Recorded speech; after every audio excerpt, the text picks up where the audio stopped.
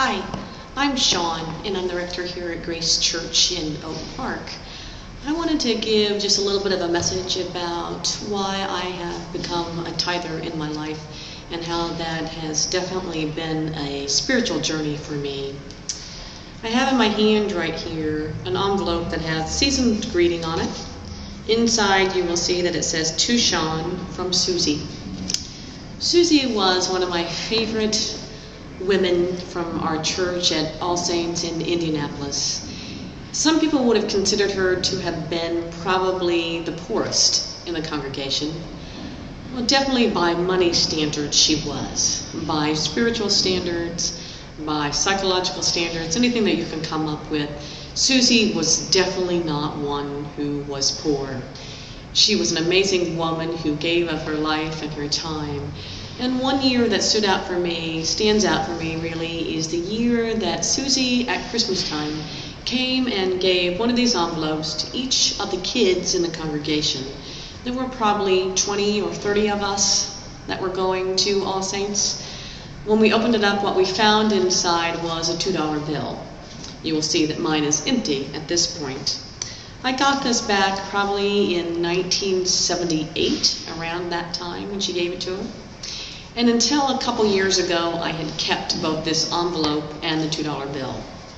And then I got thinking about Susie and decided that while she would have said we should keep it and do what we want with that money, that there were no strings attached, it was for her being generous to us, I decided finally, if I was going to be a leader in terms of my role as a priest here in the community and as a person who is called to be a good steward, I needed to do something with that $2 bill. I was working at the cathedral downtown at the time, and I decided that year in my stewardship sermon to give the $2 bill and put it in the offering for the cathedral Christmas baskets. Initially that was really hard for me because it had such attachment to that $2 bill and to this envelope. And then I had to realize that what Susie had given to me really was a spirit of generosity and giving from great abundance and really giving from out of the depth of who she was to each of us.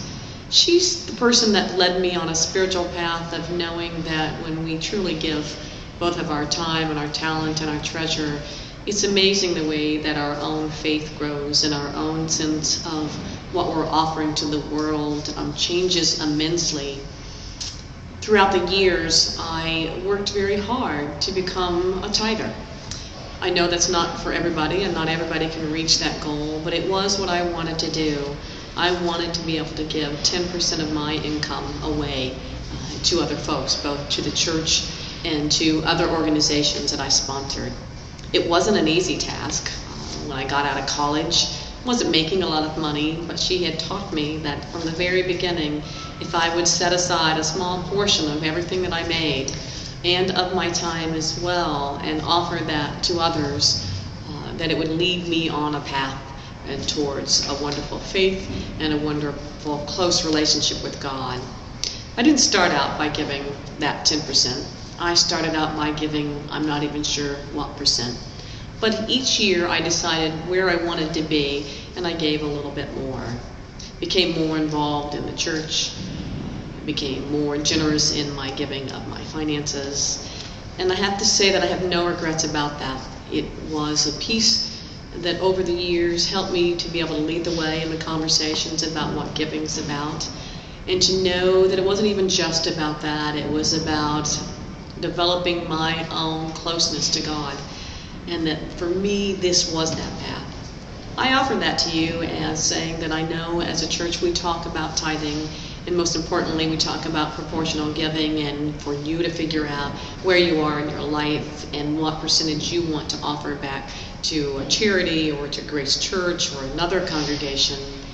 It takes time to sit down and think about that, make a plan, give it first before you do anything else, and then figure out who you are and whose you are and how you want to live out your life of faith.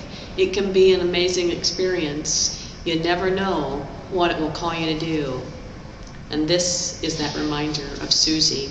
I don't have the $2 bill anymore, but I hold her in my heart in ways that I can hardly even imagine still happens to me. She brings me great joy and great thought and great encouragement in living my life in a close relationship with God.